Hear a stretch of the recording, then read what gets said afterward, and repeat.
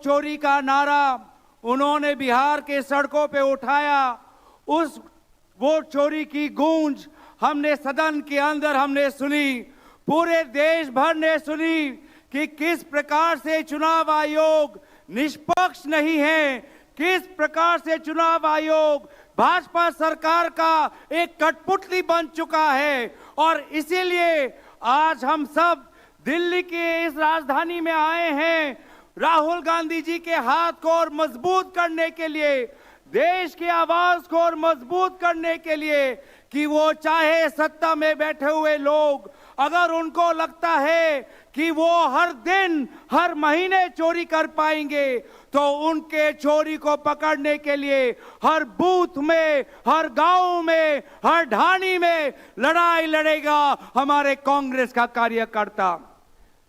आज सदन में हमने देखा कि भाजपा सरकार समझती थी कि वंदे मातरम के ऊपर हिंद, जय हिंद, बहुत बहुत धन्यवाद वंदे मातरम।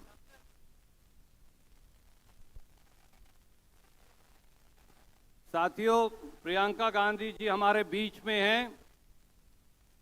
जोर से तालियां बजाकर उनका स्वागत करेंगे।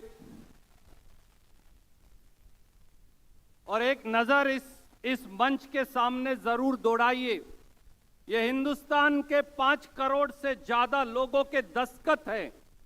ये दस्तखत गवाह हैं इस बात का कि वोट चोरी की जो बात राहुल गांधी जी ने उठाई, हिंदुस्तान का एक एक जन दस्तखत देकर, दस्तखत कर कर ये कागजात जनरल सेक्रेटरी ऑर्गेनाइजेशन के माध्यम से जमा करवाएंगे चुनाव आयोग में, ताकि उनकी आंख नाक कान खुले। अब मैं अनुरोध करूंगा राजस्थान की वीर भूमि से राजस्थान प्रदेश कांग्रेस कमेटी के अध्यक्ष गोविंद दोतासरा जी से कि वो आए और अपनी बात रखें। और यह भी अनुरोध करूंगा सब साथियों से कि थोड़ा संक्षिप्त में बोलें। आदरणीय प्रियंका गांधी जी, केसी वेणुगोपाल जी, सम्मानित हमारे मंच पे विराजमान नेतागण, सम्मानित कांग्रेस के वो हमारे बब्बर शेर जो राहुल गांधी जी और खड़गे साहब के नेतृत्व में यहाँ अलग जगह आए हैं, यहाँ एक संदेश देने के लिए आए हैं कि 2029 हमारा होगा, कांग्रेस का होगा और हमारा नेता राहुल गांधी इस देश का प्रधानमंत्री बनेगा। इससे मोदी जी ने पहला चुनाव झूठ के बुनियाद के ऊपर टिका है, झूठे जुमले देने का काम किया। दूसरा चुनाव उन्होंने हमारी सेना के शौर्य के पीछे छुप करके लिया।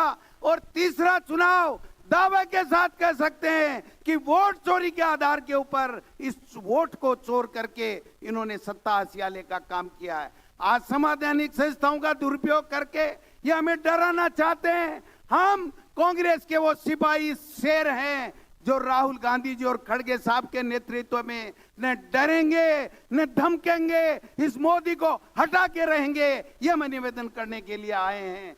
मैं निवेदन करना चाहता हूं, जिस प्रकार वोट चोरी करके महाराष्ट्र हो, हरियाणा हो, चाहे बिहार हो, सत्ताएं लूट ली, पैसे ले लेके ईडी, इनकम टैक्स, सीबीआई के द्वारा पैसे लेके हमारी सरकारें गिरा दी, लेकिन वो कांग्रेस का कार्यकर्ता उठ खड़ा हुआ है हमारे राहुल गांधी जी, हमारे नेता के आह्वान के ऊपर। अब हम बता देना चाहते हैं प्रियंका जी, आने वाला समय कांग्रेस का होगा, हमारा होगा। किसी की हिम्मत नहीं होगी जो हमें डरा सकेगा। हम लोग डरने वाले नहीं हैं राहुल गांधी जी के कितनी बार, लेकिन लोकसभा के अंदर राहुल गांधी जी का सामना अमित शाह और मोदी नहीं कर सके हैं और न कर सकते हैं। इन्हीं शब्दों के साथ आए हुए तमाम लोगों को धन्यवाद देना चाहता हूं और एक संकल्प दोहराना चाहता हूं कि राजस्थान में आपका नेतृत्व में 2028 में कांग्रेस की सरकार बनेगी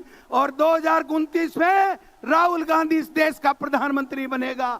धन्यवाद। जय हिंद, जय कांग्रेस। बहुत बहुत शुक्रिया दोतासरा जी।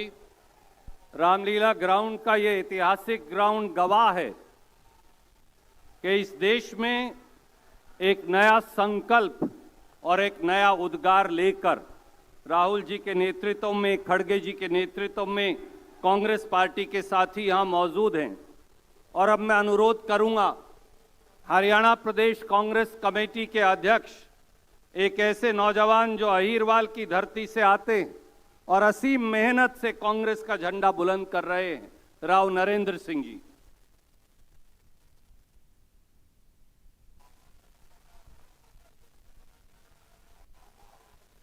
बहुत ही आदर के योग्य हमारी आदरणीय बहन प्रियंका गांधी जी, सम्माननीय संगठन महासचिव श्री केसी वेणुगोपाल जी,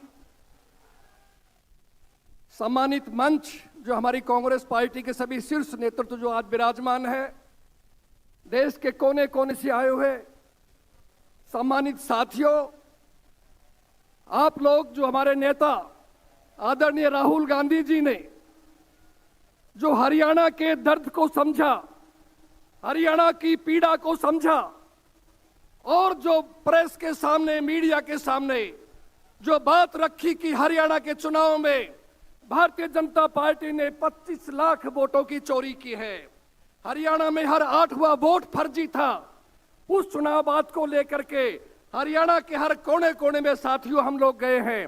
लोगों में भारी रोष है इस बात का और अपने नेता आदरणीय राहुल गांधी जी, आदरणीय खड़गे जी, आदरणीय प्रियंका जी के प्रति लोगों के मन में एक श्रद्धा है और उसी बात को प्रकट करने के लिए आज दिल्ली के रामलीला मैदान में लाखों लोग पूरे देश से जितने अंदर हैं इससे कई गुना बाहर खड़े हुए हैं। साथियों, आज इस महारैली ने साबित कर दिया है कि भारतीय जनता पार्टी ने चुनाव आयोग से मिल करके जो साठगांठ करके, ईवीएम में गड़बड़ करके, कई वोटों की परसेंटेज बढ़ा करके जो धांधली की है, हरियाणा में जो अवैध सरकार बनाई है, आज प्रत्येक देश का नागरिक चाहता है सरकारें भंग होनी चाहिए और देश का नेतृत्व राहुल गांधी जी के हाथ में होना चाहिए और आने वाले समय के अंदर कांग्रेस पार्टी देश के लोगों की, गरीब की, किसान की सेवा कर सके।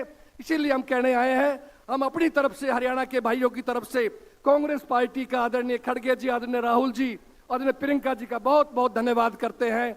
जय संविधान, जय हरियाणा, जय कांग्रेस, जय भारत। शुक्रिया राव साहब। दोस्तों, आपके उत्साह के लिए, आपके जोश के लिए इस मंच की ओर से राहुल गांधी जी, खड़गे जी, प्रियंका जी की ओर से बहुत बहुत शुक्रिया। एक नारा जरूर लगा दीजिए, कांग्रेस पार्टी। थोड़ा और जोर लगाइए, कांग्रेस पार्टी। और अब मैं अनुरोध करूंगा एक ऐसी युवा और तेज तर्रार सांसद ज्योति मनी जी से, जो तमिलनाडु से आती हैं और जिनकी पैनी आवाज लगातार संसद में भाजपा के षड्यंत्र को चीर देती है। ज्योति मनी जी।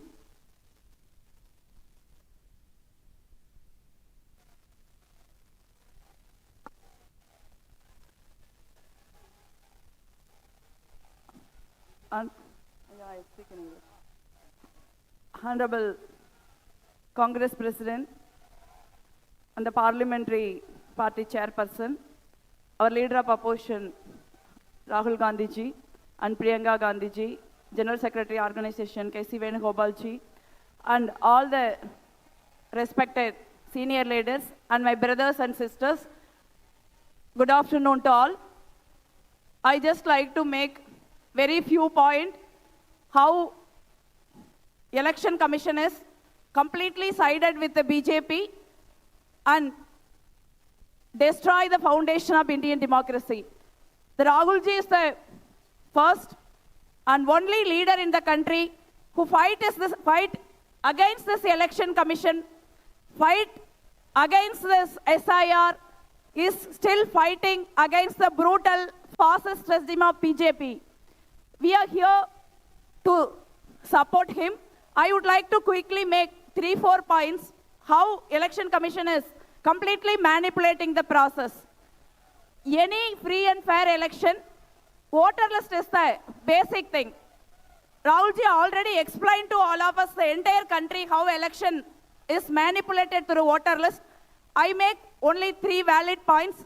The point number 1, generally, whenever the election happen, Election Commission have the habit of releasing the voter list once in a year. In New India, in the new Election Commission, now the electoral roll has been revised every 3 months. That means 4 times in a year. It's very difficult for any political party, any political organization to go behind the voter list for every 3 months. So we are unable to check every 3 months in the voter list. BJP and the Election Commission slowly adding fake voters in the voter list every 3 months. So in the end of 3 or 4 years, they have ordered considerable voters of lakhs of fake voters in the voter list. Secondly, whenever we see the voter list, we all know how elections are conducted. Many of us are contesting election continuously. Earlier voter rolls, there will be subsequent numbers. The family members' name has been in the subsequently added in the voter list. First father name, mother name, daughter name, son name, it comes like this. Then next family start. Now the currently, father name is in the serial number 802, mother name is in the serial number 505, daughter name is in the serial number 402, and son name is in the serial number 550. So in this process, it's very, very difficult for any political parties, booth agents, especially in urban areas, to figure out which family voter list fills which serial number. So this gives added advantage to BJP to manipulate the election, especially in the urban constituencies. I strongly, firmly believe that is why BJP strike rate in the urban constituencies is very, very high. Third point is they are deleting the CCTV footage in 45 days. There is also a grievance redressal. For a candidate have any problem in the election result, they can go for appeal within 45 days. For a candidate going for a grievance appeal on 43rd day. So they are going to the court. The case will be dragging forever. But for 45th day, the CCTV footage gets destroyed. Election Commission has making the mockery of entire process of grievance redressal because they do not want to any candidate to contest the free and fair elections. And fourthly, so the Election Commission, BJP with the help of Election Commission has rightly pointed out, they have an army of people across India, maybe few lakhs people in my view. So they are going every election and every state, they are voting for the Bharatiya Janata Party. They are not necessarily from that state or in that booth. So this is how the entire system has been completely manipulated. We are here to fight this manipulation. Each and every Congress workers of this country will stand firmly behind Rahulji and fight this Election Commission, fight this corrupt practices of election, fight this SIR and free this country from BJP. Thank you.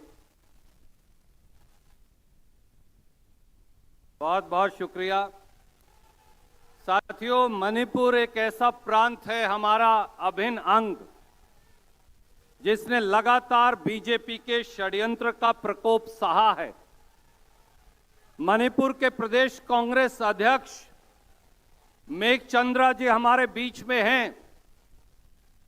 देश के एक दूसरे कोने से जो सबसे महत्वपूर्ण हिस्सा है, मेघचंद्र जी से मैं अनुरोध करूंगा कि वो आएं और मणिपुर की पीड़ा को आपसे साझी करें।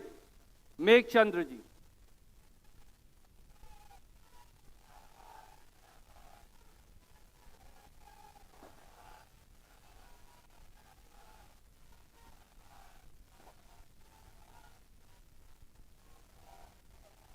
Honorable AICC President, Honorable Leader of Opposition Rahul Gandhi ji, Honorable Madam Priyanka Gandhi ji, Sri Honorable K.C. Venugopal ji, and all the dignitaries who are here in the dais, and all the people coming here from all the states and Indian territory, really vote चोर, Rahul Gandhi ji ka vote चोर, vote theft. In fact, it is a looting the nation, it is undermining the democracy, it is undermining the constitution of India. Now even in Manipur also, Manipur भी चोर गया, मणिपुर में अभी president rule है, अभी हमारा जनता लोग का पूरा प्रॉब्लम है, बहुत समस्या है। हमारा मणिपुर का अभी आईडीपी डिस्प्लेस पीपल अभी रिलीफ कैंप में है। हमारा स्टेट में डेमोक्रेसी नहीं है। सारे हमारा स्टेट में भी वोट चोर का बहुत होता है। सारे हिल डिस्ट्रिक्ट का भी वोट चोरी है, सारे बिहार का भी चोरी किया। हमारा वो जो बिहार का इलेक्शन के भी चोर किया, एसआरआई को पूरा उसको मैनिपुलेट किया है और हमारा पूरा इलेक्शन का पूरा वो इलेक्शन चोर करने के हमारा ये बीजेपी का सरकार पूरा डेमोक्रेसी को डिस्ट्रॉय कर रहा है। इसलिए मोदी सरकार should stop vote chore, vote theft, and the voice of the people, the voice of India, the voice of Manipur, know this to shape our democracy, to shape our constitution. Our Rahul ji's voice is the voice of the people of India. So we need to save democracy, we need to save our constitution. So it's the right time to make voice and to down the BJP from India. Thank you. Jai Hind. Thank you मेघ चंद्र जी। वैसे तो देश के हर कोने से साथी यहां आए हैं, पर दाएं हाथ को मैं देख रहा हूं कि झारखंड से जो झंडे को भगवान मानते हैं, हमारे ताना भगत समुदाय के साथी यहां कई बसों में आए हैं। विशेष तौर से हम उनका स्वागत करते हैं, अपना बिगुल वो साथ लेकर आए। बहुत बहुत बहुत बहुत स्वागत। और अब मैं अनुरोध करूंगा एक और ऐसे नौजवान जिनकी आवाज जब गूंजती है तो किसान और मजदूर की पीड़ा उसमें उजागर होती है। भारतीय राष्ट्रीय कांग्रेस के महासचिव सचिन पायलट जी आए और अपनी बात कहें।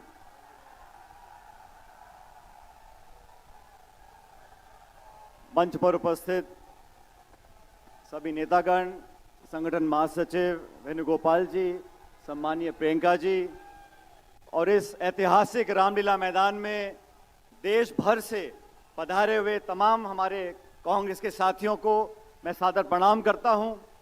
दोस्तों, आप सबने भाषण सुने। आज लाखों की तादाद में यहां इकट्ठा हुए हैं देश की सरकार को समझाने के लिए, चुनौती देने के लिए कि लगातार 11 सालों से जिस प्रकार का वातावरण आपने बनाया देश के अंदर, संवैधानिक संस्थाओं को नीतिगत तरीके से खोखला करने का काम किया है, अभी आगे चलेगा नहीं। मैं मानता हूं कि आज अखिल भारतीय कांग्रेस कमेटी ने, राहुल गांधी जी और खड़गे जी ने आप सबको यहां पर बुलाकर एक शुरुआत करी है। ये लंबी लड़ाई रहेगी। 70 सालों से जिन संवैधानिक संस्थाओं को हमने पोषित किया, आज उनको जानबूझकर खोखला कर लोगों के वोटों के खिलवाड़ कर ये साबित करना चाहते हैं कि ताकत से, पक्षपात से ये लोग चुनाव जीत सकते हैं।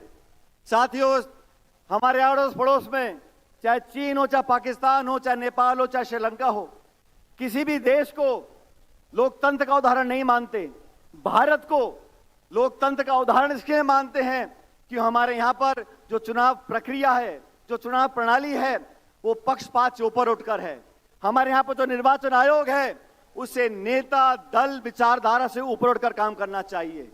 दुर्भाग्यवश राहुल गांधी जी ने इतनी बार प्रमाण दिए कि वोट में घपला हो रहा है, वोट चोरी हो रही है, लेकिन निर्वाचन आयोग ने आज तक एक जांच भी स्थापित नहीं करी है। और हमें लगातार सड़कों पर आकर आंदोलन करना पड़ेगा। हमारे को देश को आजाद हुए 70 साल हो गए। आजादी से साथ साथ सबसे बड़ा वरदान जो संविधान ने हमको दिया है, हमारी वोट का दिया है। हर वोट की एक कीमत होती है। हम पहले अखबार में पढ़ते थे, निर्वाचन आयोग पहाड़ों में, रेगिस्तान में 3-3, 4-4 दिन जानवरों पर मशीनों को लाद कर ले जाते थे ताकि कोई एक वोट बच ना जाए। और आज क्या हो रहा है? लाखों लोगों के नाम काटे जा रहे हैं, विपक्ष के लोगों की आवाज को दबाया जा रहा है। हम लोगों को कोर्ट जाना पड़ता है निर्वाचन आयोग को मनवाने के लिए। हम चाहते वोटर लिस्ट देते, वो नहीं दे रहे। एसआईआर देश में 12 राज्यों में हो रही है, सैकड़ों पीओ ने आत्महत्या कर ली है। ये बीएलओज आत्महत्या क्यों कर रहे हैं? क्या दबाव इनके ऊपर है? ये सवाल जनता जानना चाहती है। अरे चुनाव में हार जीत होती रहती है, हमने बहुत चुनाव जीते, 2-4 हार भी गए, आगे फिर जीत जाएंगे, लेकिन चुनाव प्रणाली, चुनाव आयोग निष्पक्ष हो, ये जिम्मेदारी हम सब लोगों की है। और इस देश में जो सरकार काम कर रही है, ये विपक्ष की आवाज दबाने के लिए ईडी को, सीबीआई को, आईडी को, सबको इस्तेमाल करना चाहती है, लेकिन हम सब, हमारी पार्टी की ताकत आज हमारे सामने खड़ी है। देश भर में कांग्रेस पार्टी का एक कार्यकर्ता, नौजवान, बुजुर्ग, 36 कौम के लोग, चारों धर्म के लोग मिलकर इस संविधान को अपना सब कुछ मानकर आगे वाले रास्ते में संघर्ष करने के लिए तैयार हैं। राहुल गांधी जी ने नेता प्रतिपक्ष होते हुए पूरे सदन के अंदर इन बातों को रखा। सरकार के पास कोई जवाब नहीं है। किसान हो, महंगाई हो, बेरोजगारी हो, इस पे कोई चर्चा करना नहीं चाहता। सिर्फ धर्म और जाति की राजनीति हो रही है। और दुर्भाग्यवश निर्वाचन आयोग, जिसकी आस्था, जिसको हम सबको आस्था से देखना चाहिए, आज शक पैदा हो रहा है, सवालिया निशान उठ रहे हैं और कोई जवाब नहीं आ रहा। इसलिए आज एआईसीसी ने हम सबको यहां पर एकत्रित किया है। ये लाखों करोड़ हस्ताक्षर वहां सामने पड़े हैं। पूरा देश और दुनिया देख रही है कि कांग्रेस का कार्यकर्ता आने वाले समय में इस मुद्दे को कैसे सड़कों तक ले जाता है। हमने हस्ताक्षर करे हैं, सभाएं करी हैं पूरे देश में, और ये लंबी लड़ाई रहेगी। ये घमंड और अहंकार से राज करना चाहते हैं, हम अहिंसा से, प्यार से, मोहब्बत से सबको साथ जोड़कर आगे बढ़ना चाहते हैं। लेकिन चुनाव आयोग को समझना होगा, जवाब देना होगा। और जनता, 140 करोड़ लोग न्याय मांगते हैं, अपने वोट का अधिकार मांगते हैं। हम वोट कटने नहीं देंगे, धांधली होने नहीं देंगे। और आप हमारी ताकत हो, राहुल गांधी जी की ताकत बनकर आगे बढ़ते रहो। और आने वाले समय में हम लोगों को जनता सेवा का मौका देगी और हम जनता की सेवा करते रहेंगे। आप सब लोग लाखों की तादाद में यहाँ पर आए, मैं आप सबका पुनः बहुत बहुत अभिनंदन करता हूँ। राम राम साहब।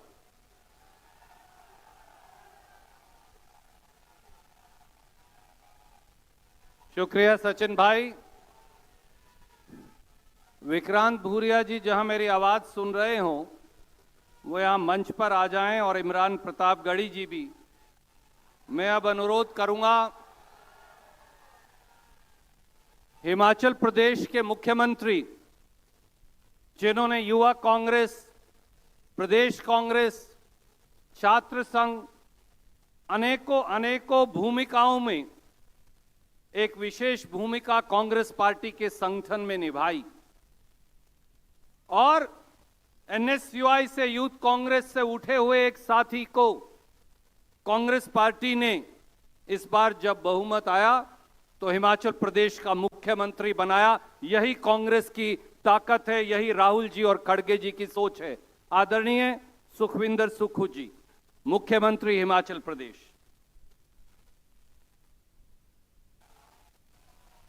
सम्मानित प्रियंका गांधी जी, मंच पर विराजमान कांग्रेस पार्टी के सभी सम्मानित नेतागण, देश भर से आए कांग्रेस के कर्मठ कार्यकर्ता, आज से ठीक 77 साल पहले जब लोकतंत्र की स्थापना की जा रही थी, उस समय कांग्रेस पार्टी की सोच से, पंडित जवाहरलाल नेहरू जी की सोच से, महात्मा गांधी जी की सोच से जब लोकतंत्र स्थापित हो रहा था, तो उस लोकतंत्र में सबसे बड़ी ताकत इस देश की जनता को वोट डालने की ताकत दी गई थी। 77 साल तक कांग्रेस पार्टी के नेताओं ने इस वोट की ताकत को बचाए रखने के लिए अपना सरकारें और बनाई और गवाई भी। लेकिन पिछले 14 वर्षों से जो भारतीय जनता पार्टी की सरकार यहाँ आई, जिन्होंने यहाँ लोकतंत्र को खरीदा, राहुल गांधी।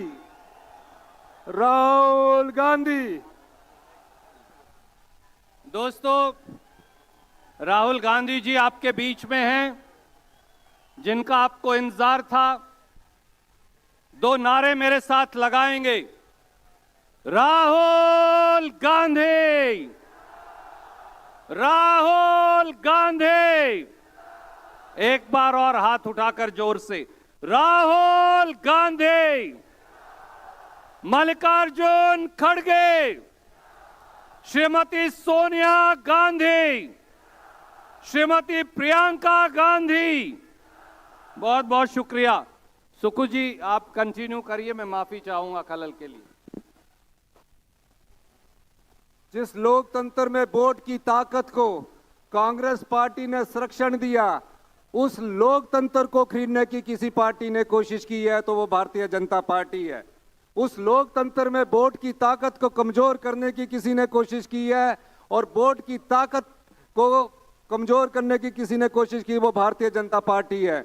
माननीय श्री राहुल गांधी जी ने जब वोट चोर गद्दी छोड़ का नारा दिया था, ये सिर्फ उस हिंदुस्तान की जनता के लिए दिया था जहां वोट की चोरी करके लोकतंत्र को खरीद करके सरकारें बनाई जाती है। आज इस महारैली में आने पर मैं देश के पूरे कार्यकर्ताओं का एक बार फिर तहे दिल से अभिनंदन करता हूं, जय हिंद कहता हूं।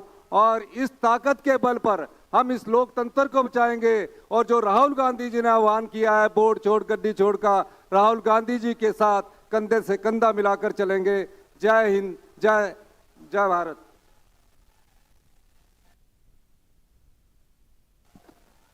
साथियों,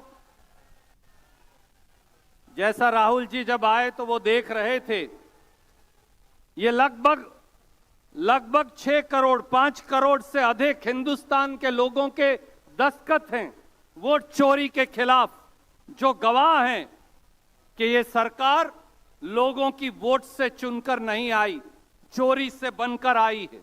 और अब एक ऐसे नौजवान जो गरीब आदिवासियों की आवाज पूरे देश में बुलंद करते, अखिल भारतीय आदिवासी कांग्रेस के अध्यक्ष विक्रांत भूरिया जी, मैं उन्हें दरख्वास्त करूंगा कि वो आएं और संक्षिप्त में अपनी बात कहें।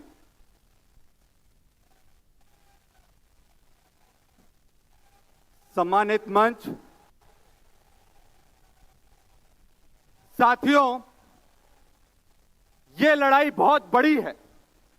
ये आपकी और मेरे से ज्यादा बड़ी लड़ाई है। इसमें हर वर्ग को साथ में लड़ना पड़ेगा, चाहे वो दलित हो, आदिवासी हो, अल्पसंख्यक हो, पिछड़ा हो, सामान्य हो। और ये वोट चोरी की लड़ाई सिर्फ वोटों की लड़ाई नहीं है। जब जब लोकतंत्र को छन्नी करा गया है, तब तक हमारी जनता के अधिकार को छीना गया है। और ये लड़ाई हमें मिलकर लड़ना पड़ेगी, क्योंकि एक आदिवासी होने के नाते मैं अपनी पीड़ा बोलता हूं कि आज सबसे ज्यादा इस देश में किसी का शोषण हो रहा है तो हम आदिवासियों का हो रहा है। हम वनवासी नहीं हैं, राहुल जी ने कहा था, हम वनवासी नहीं हैं, हम आदिवासी हैं, इस देश के मूल निवासी हैं। और हम लड़ेंगे आखिरी दम तक। मेरे मंच पर राहुल जी बैठे हैं, हम सब लोग पूरी ताकत उनको देने के लिए आए हैं। यहां पर सामने बैठे हुए लोगों को मैं जानना चाहूंगा, राहुल जी से कितने लोग प्यार करते हैं, जरा हाथ उठाकर बताओ। राहुल जी की ताकत बढ़ाने के लिए हमें दोनों मुट्ठी के साथ आखिरी दम तक लड़ने के लिए तैयार होना पड़ेगा। और एक नारे के साथ मैं समाप्त करता हूं, संविधान की रक्षा कौन करेगा? आदिवासियों की रक्षा कौन करेगा? अरे इस देश की रक्षा कौन करेगा? बहुत बहुत धन्यवाद। जय हिंद, जय जोहार।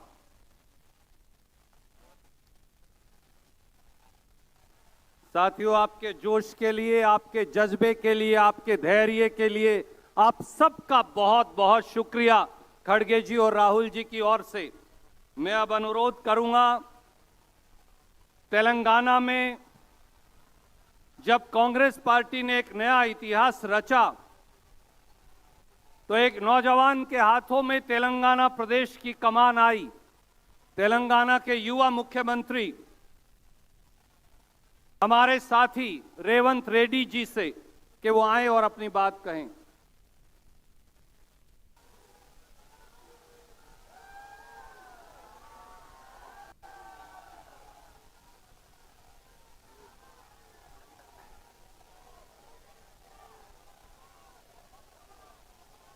जय कांग्रेस। मोदी तक पहुंचना है आपके आवाज, नींद से उड़ना है। जय कांग्रेस। धन्यवाद मित्रों। अपने नेता श्री राहुल गांधी जी, श्रीमती प्रियंका जी, केसी वेणुगोपाल जी, मंच पे बैठे हुए कांग्रेस के बड़े बड़े नेता, देश कोने कोने से आए हुए कांग्रेस परिवार को मैं धन्यवाद कहना चाहता हूं, क्योंकि महात्मा गांधी जी, डॉक्टर बाबा साहेब आम्बेडकर जब संविधान बनाए तब बहुत कुछ चर्चा हुए कॉन्स्टिट्यूएंट असेंबली में। दलित, आदिवासी, माइनॉरिटी और गरीब लोगों को वोट देने के लिए तब आरएसएस, गोलवालकर उनके परिवार ने ये दलित, आदिवासी, माइनॉरिटी और गरीब लोगों को वोट देने के लिए मना किया। मगर महात्मा गांधी जी, डॉक्टर बाबा साहेब आम्बेडकर गरीब लोगों को वोट देकर इस देश में जो भी सरकार बनेगी, गरीब लोग वोट देने के लिए, सरकार बनाने के लिए एक मौका दिए। मगर आरएसएस गोलवालकर के सोच और विचारधारा लेके इस देश में जो सरकार बनाया नरेंद्र मोदी जी और अमित शाह, वो कानून, वो सोच, वो विचारधारा इस देश में लागू करने के लिए पिछले चुनाव में ये मांगा था 400 सीट। तभी राहुल जी ने ये कहा, अगर भारतीय जनता पार्टी को इस बार 400 सीट मिलने वाले हैं, अगर मिलेगा तो संविधान बदलने वाले हैं, आरक्षण हटाने के लिए कोशिश करने वाले हैं। इसीलिए इस देश के जनता भारतीय जनता पार्टी को 240 में रोक दिए। इसीलिए आज संविधान बच गए, आज आरक्षण बच गया। इसीलिए आज ये लोग ये कोशिश कर रहे हैं, जब 400 सीट नहीं मिला, सर के नाम पे, एसआईआर के नाम पे, वोट चोरी के नाम पे ये दलित, आदिवासी, माइनॉरिटी और गरीब लोगों का वोट निकालने में लग गए। इसीलिए उस दिन महात्मा गांधी जी, डॉक्टर बाबा साहेब आम्बेडकर, इन लोगों के लिए जो खड़ा हुआ, आज के तारीख में राहुल गांधी जी, मल्लिकार्जुन खड़गे जी, यही जाति के लिए, यही लोगों के लिए खड़ा होकर मोदी जी और अमित शाह के खिलाफ लड़ रहा है। जो आरएसएस, जो गोलवालकर के जो सोच है, जो विचारधारा है, हराने के लिए आज रामलीला मैदान में हम लोग सब इकट्ठा हुए। इसीलिए भाई बहन, ये चुनाव नहीं है, ये समस्या कांग्रेस के नहीं है, ये समस्या है इस देश के। इस देश में जो गरीब लोग हैं, इस देश में जो दलित है, जो आदिवासी है, जो माइनॉरिटी है, ये देश समस्या के लिए राहुल गांधी जी ने खड़ा होकर मोदी जी के खिलाफ लड़ रहे। हम लोग राहुल भैया को हम लोग मजबूत करना है। इस जंग में, इस लड़ाई में राहुल जी को इस बार इस देश ने जिताना है, नहीं तो गरीब लोगों को वोट हक छीन लेने वाले। अगर एक बार उनका नाम वोटर लिस्ट से निकल गए, उसके बाद आधार कार्ड निकलने वाले, उसके बाद रेशन कार्ड निकालने वाले हैं, उसके बाद उनका जमीन जायदाद खींच लेने वाले हैं। इस देश में जो मूलवासी आदिवासी है, उन लोग सब कुछ खो जाएंगे। इसीलिए हम लोग सब इकट्ठा होकर राहुल जी के तरफ से, राहुल जी सिपाही बनकर मोदी के खिलाफ लड़ना है। तेलंगाना की तरफ से हम लोग हाजिर हैं। आप लोग तैयार हैं? तैयार है? तैयार है? जिसने भी तैयार है हाथ उठाओ।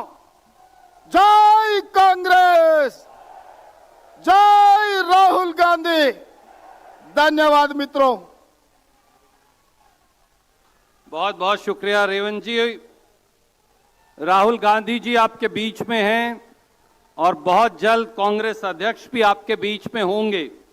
एक नारा लगाइए। एक नौजवान को इस अंतराल में मैं अनुरोध करूंगा, पंजाब प्रदेश कांग्रेस कमेटी के अध्यक्ष सरदार अमरिंदर सिंह राजा वड़िंग को कि वो आए और अपनी बात कहें। एक नारा पहले जोर से लगा दीजिए, कांग्रेस पार्टी।